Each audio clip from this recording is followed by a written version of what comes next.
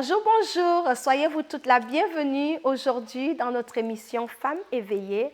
Je suis leader du ministère Lyon Unis en Christ et Femmes éveillées est une idée du ministère Lyon Unis en Christ. Donc, soyez la bienvenue. Aujourd'hui, nous allons parler d'un sujet excitant, d'un sujet qui cadre bien la saison. Nous sommes à quelques jours de nos fêtes de fin d'année et le Seigneur voudrait que son Église, que l'épouse, que les enfants de Dieu puissent trouver des raisons de se réjouir dans le Dieu de leur salut en cette fin d'année. Comme vous pouvez le savoir, 2020 était assez difficile pour plusieurs et on se dit, il y a même quoi qui nous reste pour nous réjouir. Et la joie est perdue pour certaines personnes, mais la parole de Dieu qui est l'Évangile est une parole de bonne nouvelle. Et la bonne nouvelle qu'il y a dans la parole de Dieu nous exhorte à nous réjouir, à avoir de la joie. Et la joie en elle-même, c'est un fruit de l'esprit. Donc c'est de ça que nous allons parler un peu aujourd'hui. Nous allons regarder cela ensemble, mais je voudrais tout simplement, je voudrais surtout partager avec vous ma propre expérience, comment ce verset biblique a changé ma vie. Et je crois que le Seigneur veut également changer ta vie. Si tu écoutes ce message à la fin et que tu décides de mettre en pratique ce que nous allons aborder, tu verras qu'il y aura une différence dans ton quotidien et le Saint-Esprit va le faire en toi. Donc voilà, avant de commencer tout de suite, on va dire un petit mot de prière et ensuite on va enchaîner les choses. Alléluia.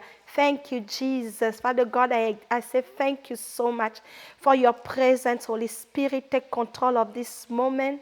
I need your assistance, oh God. May you guide me, may you speak through me. I pray for wisdom, I pray for revelation.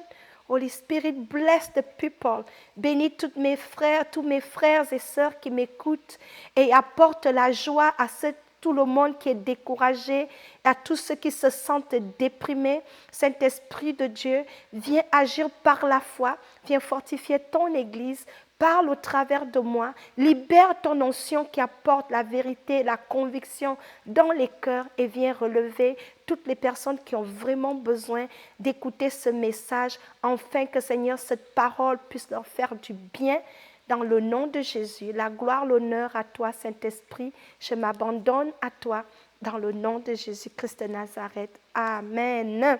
Amen. Alors le Saint-Esprit est là, je suis là et la parole de Dieu est là. Sans plus tarder, nous allons lire ensemble quelques versets que j'ai choisis. Notre verset de base se trouve dans le livre de Philippiens chapitre 4, verset 4. Très facile à retenir. Amusez-vous à mémoriser la parole de Dieu.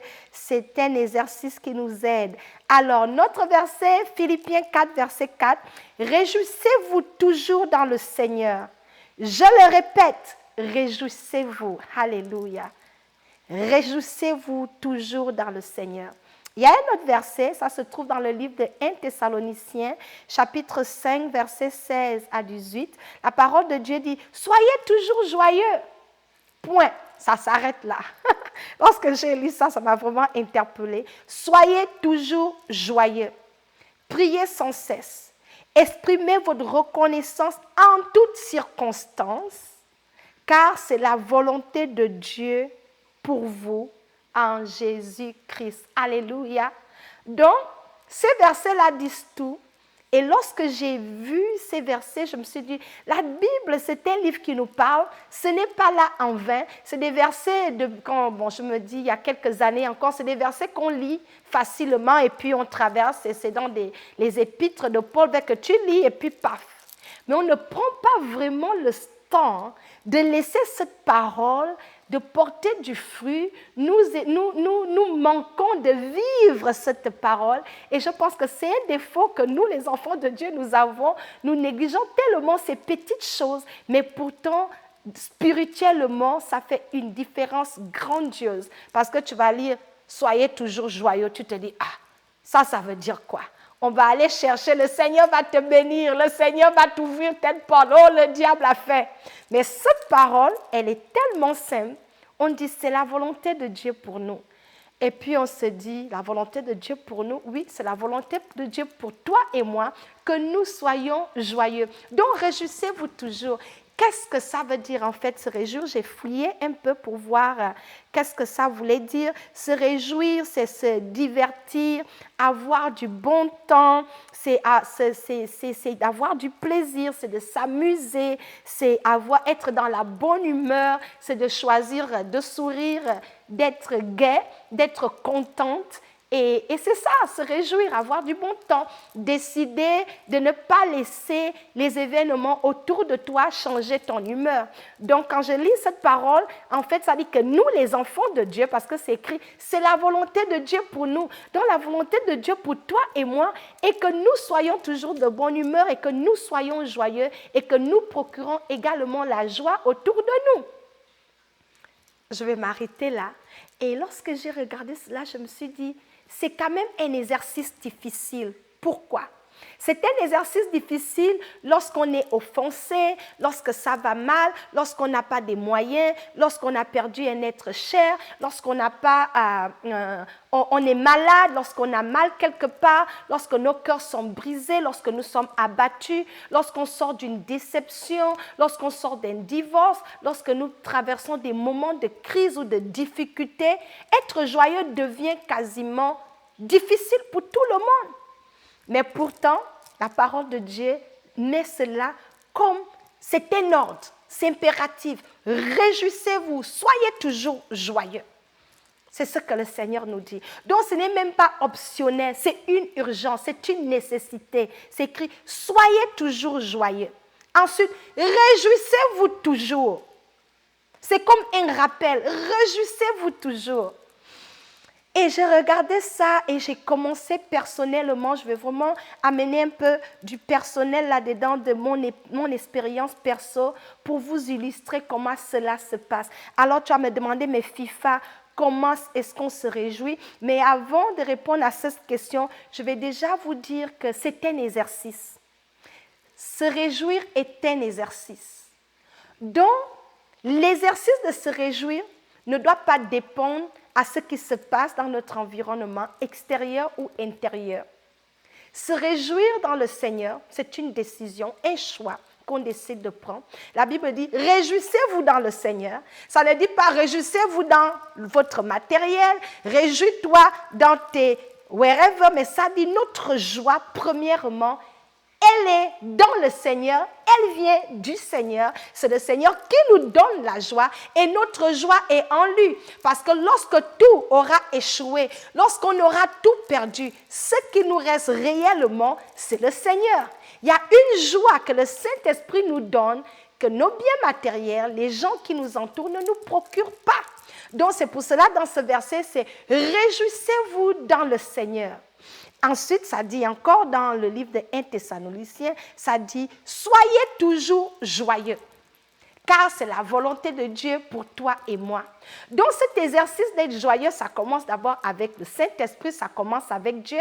Il faut d'abord l'accepter que c'est une recommandation, un commandement de Dieu pour que toi et moi, en tant qu'enfants de Dieu, nous devons être joyeux. Donc être joyeux pour nous, c'est également comme tu ne voleras pas, tu ne tueras pas, tu ne feras pas un mauvais témoignage.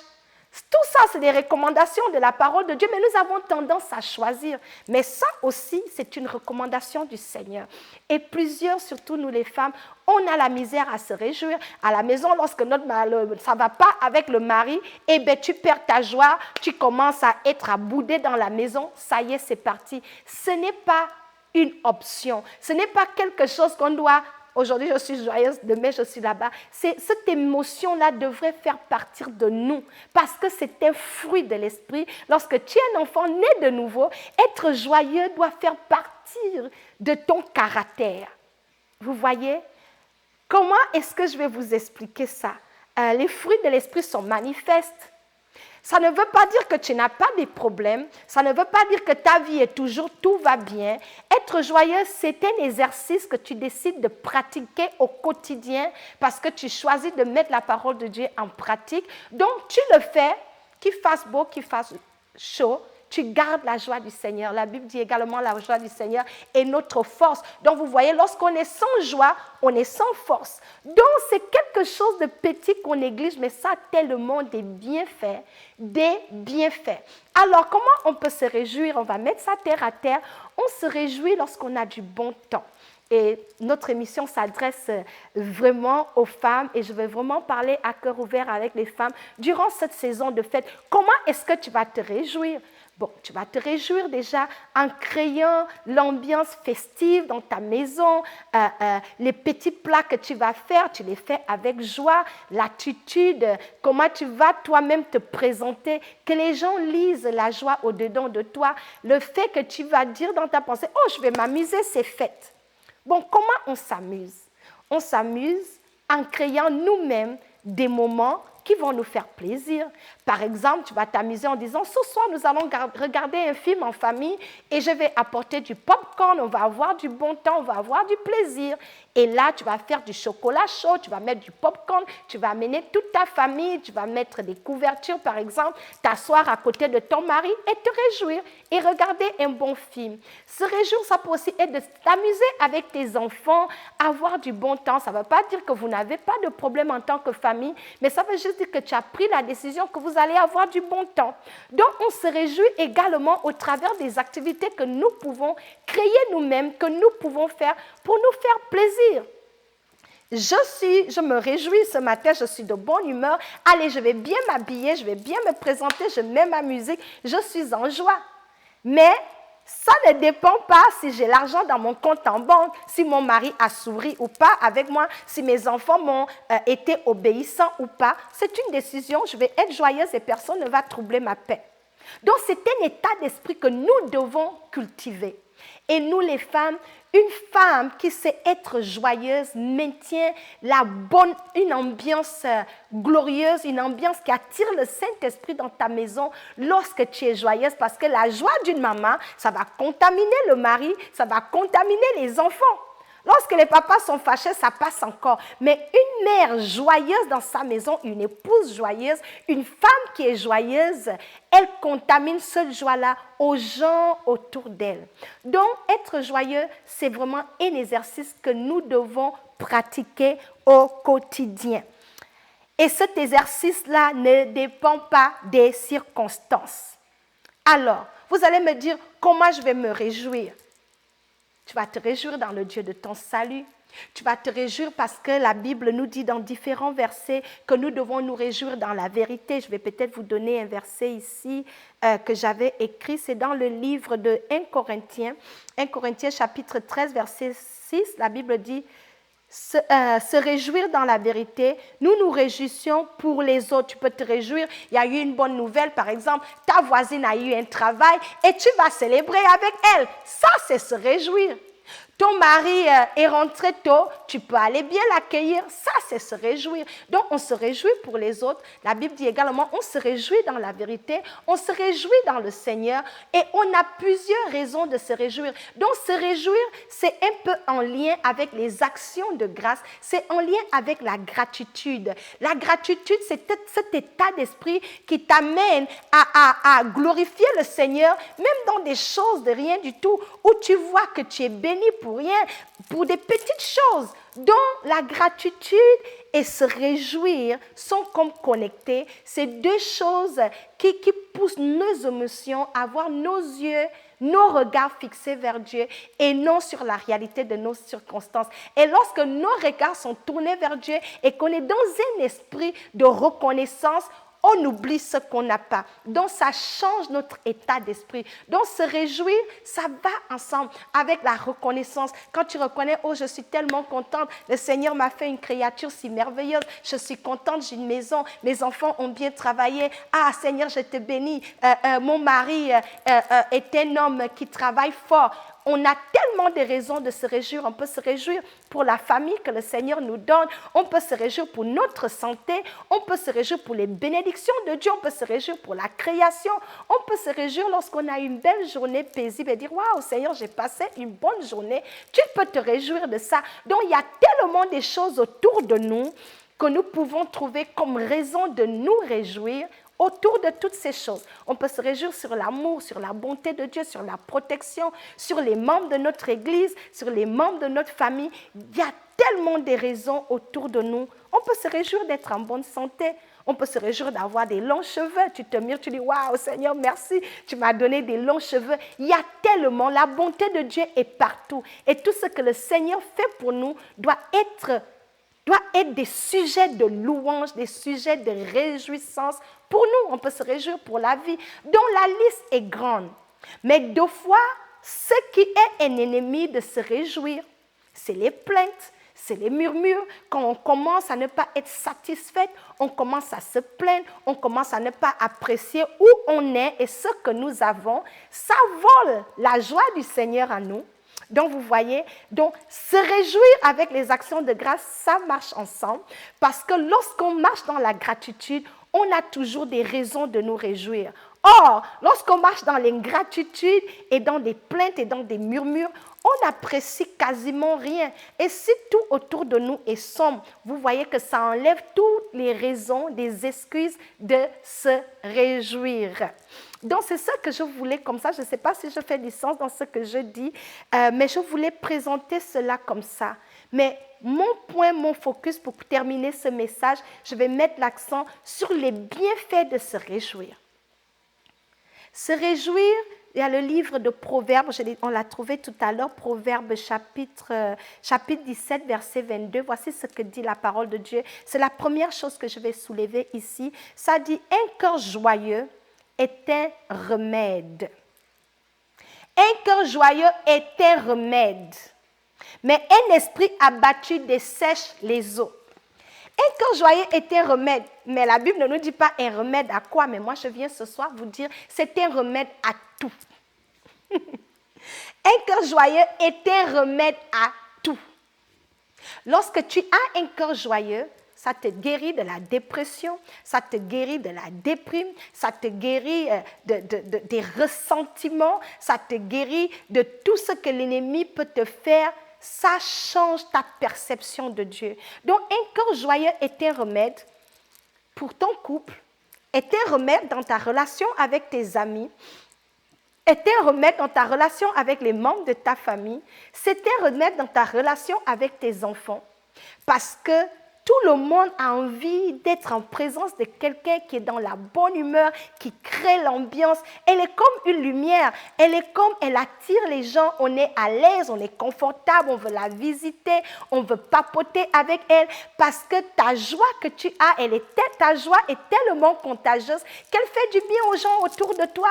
Donc c'est un remède. Là où il y avait de la tristesse, tu apportes ta joie, tu apportes l'ambiance, tu vois que tout le monde va bien. Si tes copines étaient dans la dépression, si elles étaient découragées, elles reprennent goût à la vie, fait que tu les as guéries sans avoir prié pour eux. Juste ta bonne ambiance, tu te détends, des blagues, tu rigoles, tu les bénis. Ta bonne ambiance, ta bonne humeur est un remède qui va édifier et fortifier les gens autour de toi. Donc, généralement, on banalise ça, mais ça, c'est un fruit de l'esprit qui fait la différence partout où tu t'en vas. Au boulot, quand tu arrives, tout le monde te cherche parce qu'on sait dès que tu es là, ta joie fait partir la dépression. Donc, c'est un remède pour une meilleure relation avec ton mari. La joie, une femme joyeuse donne envie à son mari de rentrer à la maison. Si tu es toujours aigri, visage attaché, tu te plains de tout, ton mari va aller regarder le foot avec ses amis parce que tu es ennuyante. Excusez-moi de le dire, mais je dois le dire, je m'adresse à vous. Il vient à la maison, il n'y a pas bonjour chérie, tu l'accueilles chaleureusement, vraiment tu es toute belle, tu es remplie de joie, pas à cause de lui, à cause du Seigneur. Tu sais, c'est contagieux, il va se dire, mais dis donc, cette femme, je ne la maîtrise pas. Et lorsque tu es joyeuse, ça te rend belle. Il y a la gloire de Dieu qui brille sur ton visage. Est-ce que vous savez, une clé pour la beauté, c'est la joie. Les femmes qui sont aigries, toujours fâchées, visage attaché, il a été prouvé par des études qu'elles ont des rides plus facilement et ça les fait vieillir aussi plus facilement. On est entre femmes, je vous ai dit, on va être un peu personnel. Je partage comme ça des topos qui vont vous aider. Il y a des fois que l'on dit, oh waouh, tu es tellement belle. Non, tu n'es même pas belle. C'est-à-dire, ce que tu dégages te rend belle. Et ça, c'est la joie du Seigneur. Donc, si tu es chrétienne, enfant de Dieu, tu es une femme, tu es une lionne, tu m'écoutes et que tu n'as vraiment jamais pratiqué ce verset biblique, aujourd'hui, dans cette saison de fête, cette fin d'année, je veux que tu puisses prendre ce principe-là et l'appliquer à ta vie parce que ça va te changer. Tu vas voir que ton visage va briller davantage. Tu vas voir que même si tu as mis une simple boucle d'oreille, c'est éclatant sur toi. Ce n'est pas la boucle d'oreille, c'est l'état de ton esprit parce que la joie dégage aussi, reflète notre intérieur. Donc, être joyeux, c'est une décision. Et c'est un fruit de l'esprit qui porte des résultats, qui donne la vie à ta famille, qui te donne toi-même aussi la vie. Parce que lorsque tu es déprimé, tu es malade plus facilement, les gens ne veulent pas être avec toi, tu es tout le temps découragé, tu n'as pas le goût de travailler ni le goût de prier. C'est-à-dire ta vie est monotone et dépressive et personne ne veut être avec toi. Toi-même, tu ne veux même pas être avec toi-même. Donc, les femmes qui ne savent pas être joyeuses, surtout je vais m'adresser aussi aux célibataires, tu cherches un mari, mais tu es toujours aigri, tu marches comme un soldat qui est en train de courir pour sa vie. Il n'y a rien d'attirant. Donc, pour une femme d'être joyeuse, ça la rend féminine, ça la rend vraiment, il y a quelque chose qui fait qu'on est attiré à elle. Donc, si tu es célibataire et que tu cherches à te marier, mais si tout le temps ton visage est serré, commando, c'est le moment de laisser tomber ce visage-là et de porter la joie du Seigneur, de trouver les raisons de te réjouir parce que c'est un remède qui va t'embellir, un remède qui va changer l'atmosphère autour de toi, un remède qui va changer ta vie. Et lorsque tu seras marié, tu vas voir que ton mari soit bien avec toi ou pas, ça ne va pas t'affecter parce que tu sais que ta joie vient de Christ, donc ce qui est autour de toi ne te déstabilise pas. Tu es fâché avec ton mari, mais tu ris même. Il t'a fait quelque chose, tu le sers dans la joie. Lui-même, il est déphasé. Parce que c'est également une arme. La joie du Seigneur est une arme dans les mains des femmes. Je vous donne des armes qui marchent. La joie est vraiment une arme puissante qui amène les gens au Seigneur. Une arme puissante qui va t'aider à bâtir ta maison. Si tu bâtis ta maison avec un esprit, une femme aigrie, les enfants vont... Tu vas transférer ça à tes enfants. Et chez toi, ce sera toujours triste. Et le souvenir que tes enfants auront de toi, ma mère était coincée, elle était trop stricte, elle ne savait pas rire. Nous sommes des ambassadrices de Christ. Nous voulons donner le goût à nos enfants de servir Dieu dans la joie. Nous voulons contaminer notre joie à nos époux. Si tu avais un mari qui était serré, toujours sérieux, ta joie va le décontracter. Ça détend d'être joyeuse. Donc, cette saison de fête, je voudrais vous partager la joie. Voilà comme ça quelques bénéfices à la joie. Je vais clôturer avec ça. Les bénéfices, lorsque nous nous jouissons, nous nous réjouissons, lorsque nous savons nous réjouir, ça a des bénéfices dans nos émotions. Lorsqu'on sait se réjouir, on ferme la porte à la dépression. C'est dans la Bible. Il dit, au lieu des vêtements de deuil, je te donne une huile de joie. L'huile de joie en nous enlève le vêtement de deuil, enlève le vêtement de pauvreté. La joie a des bénéfices spirituels, physiques et même émotionnels. Physique, ça change ton apparence en tant que femme.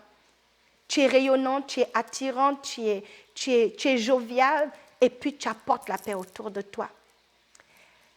Et au niveau des émotions, au lieu d'être dans la déprime, tes émotions, tu expériences beaucoup plus la paix. Je l'ai expérimenté moi-même cette année. Il y a quelqu'un qui m'a vraiment fait un coup dur. J'aurais choisi de m'asseoir dans ça et déprimer, d'en vouloir au monde entier. Mais je me suis dit non.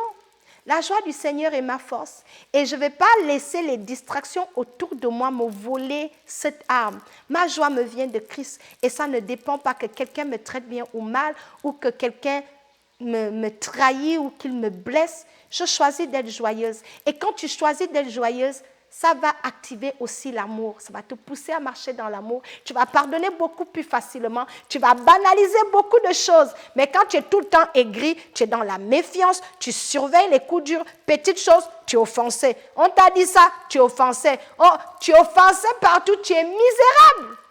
Mais si tu choisis la joie, le remède, tu seras moins offensé. Le remède, tu seras plus en paix. Le remède, tu seras plus rayonnante. Mais spirituellement, tu vas attirer la présence de Dieu. Parce que c'est dans notre action de grâce que nous attirons la présence de Dieu. Mais on rend des actions de grâce lorsqu'on se réjouit des bontés de l'Éternel. C'est comme ça qu'on rend des actions de grâce. Et là où Dieu est élevé, la gloire de Dieu descend. Donc la joie du Seigneur est une huile tellement puissante que plusieurs femmes chrétiennes négligent. Elles pensent que s'il faut combattre tous les démons, c'est ça être chrétienne. Non, notre chrétienté doit se manifester dans des fruits de l'esprit que nous produisons. Oui, on chasse des démons. Moi, j'aime chasser des démons aussi. Mais cela ne vole pas ma joie. Après chasser des démons, je garde ma bonne humeur parce que c'est aussi un fruit de l'esprit. Donc, c'est de ça que je voulais nous parler aujourd'hui et vous encourager que ces temps de fête, pour conclure, réjouissez-vous. Choisissez de vous réjouir au-delà de ce que vous avez perdu, au-delà des difficultés que vous avez vécues cette année, au-delà des souffrances, des trahisons, des blessures, au-delà des prières qui n'ont pas été répondues. Choisissez de vous réjouir parce que le Seigneur vous a préservé, vous êtes en vie. Terminez l'année dans la bonne attitude parce que lorsque nous nous réjouissons, nous confondons l'ennemi. Le diable est dans la confusion parce qu'il se dit mais mince alors, cette femme, après le coup qu'elle a eu, elle continue de rire, elle chante des cantiques, elle rit avec ses enfants, elle se parle avec son mari, mais qu'est-ce que je vais faire d'elle? Il est perdu. Donc, finir cette année dans la joie, c'est une arme puissante pour dire à l'ennemi, au diable que malgré tout ce qu'il a fait, tu as triomphé. Et tu vas choisir de glorifier le Seigneur, pas pour ce que tu as, mais pour qui Dieu est. Tu vas terminer l'année en te réjouissant dans le Seigneur pour le salut, en te réjouissant dans le Seigneur parce que plusieurs ne verront pas 2021. Et toi, tu vas y arriver. Donc, mon conseil pour vous, les femmes comme Topo, j'espère que chacune de vous, vous allez créer l'ambiance dans votre maison qui va attirer le Saint-Esprit, que vous allez vous amuser avec vos enfants, que vous allez cuisiner ces bons petits plats que vous avez arrêté de cuisiner, que vous allez vous faire belle, que vous allez chanter, que vous allez danser, que vous allez vous amuser. C'est bien pour votre âme. Et nous avons besoin de cette thérapie après tout ce que nous avons traversé comme épreuve. Donc, c'est ça ma recommandation pour vous. Réjouissez-vous, je le répète, réjouissez-vous. Il est bon qu'on se réjouisse dans le Seigneur. Donc, je vais m'arrêter ici et je vous mets au défi, d'ailleurs, je vous mets au défi. Essayez cela et dites-moi comment vous allez vous sentir. Vous allez vous sentir super bien et c'est contagieux. Donc, si jamais tu as aimé cette émission et que tu connais une amie, une voisine qui est tellement coincée, va lui dire que tu as écouté cette vidéo et que je la mets au défi de commencer à se réjouir, de trouver des raisons de s'amuser, de s'éclater. Et elle va voir comment sa vie va changer. Ça va l'attirer, peut-être un mari si elle était célibataire. Ça va amener une complicité entre elle et son mari si elle vivait dans des tensions. La bonne humeur, la joie, ça crée une atmosphère de bénédiction et de paix dans nos maisons. Donc, pratiquez, exercez cela. Aimez nos vidéos, s'il vous plaît. Postez des commentaires et partagez massivement. C'est votre manière de supporter le ministère. Donc, à une autre émission, je vous dis déjà, bon temps de fête. Amusez-vous, ayez du bon temps. Moi, je vais m'amuser cette année. J'ai plein de projets que je vais faire en famille avec mes garçons. Je vais les battre au ludo. C'est ça mon plan. Soyez bénis et réjouissez-vous dans le Seigneur. Amen.